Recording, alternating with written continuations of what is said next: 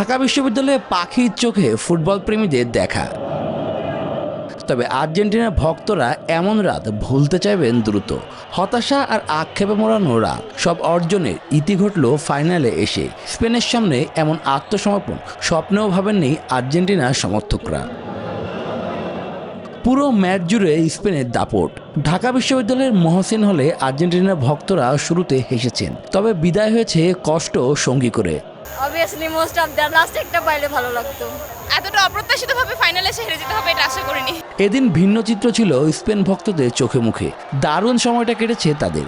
কেউ আবার আর্জেন্টিনার জার্সি পরে আসলেও ম্যাচ হারের সাথে সাথে বনে যান স্পেন সমর্থক। আবার এদিন ব্রাজিলের ফ্যানরাও সমর্থন জানান স্পেনকে। যুক্তরাষ্ট্রের এক নম্বর জিম চেইন গোল্ড জিম এখন আবারও বাংলাদেশে। বসুন্ধরা আবাসিক এলাকা ও বসুন্ধরা সিটি শপিং মলে। আমি ব্রাজিল সাপোর্ট করতাম, বাট নাও আমি স্পেন সাপোর্ট করতেছি। আজকে আর্জেন্টিনার হার দেখে বেশি খুশি। আর্জেন্টিনার ফ্যানদের অ্যাট লিস্ট বলতে পারবো যে তোমরা লাস্ট পর্যন্ত বিশ্বকাপ নিতে পারো নাই।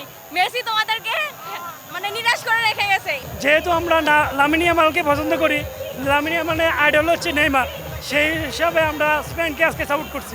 আমরা চ্যাম্পিয়ন্স লিগ 2010 সালে আমাদের ইনিয়েস্তার নেতৃত্বে কাপ পাইছি, এবার লামিন ইয়ামালের নেতৃত্বে আমরা কাপ পাইছি। আমি স্পেনের পক্ষে এখন, তো স্পেন জিতছে। আর্জেন্টিনা হারাতে মানে খুশি, কিন্তু মার্টিনেজকে অনেক ধন্যবাদ। আর্জেন্টিনার কিছু সমর্থক আছে এরা অতিরিক্ত চাপাবাজি করে।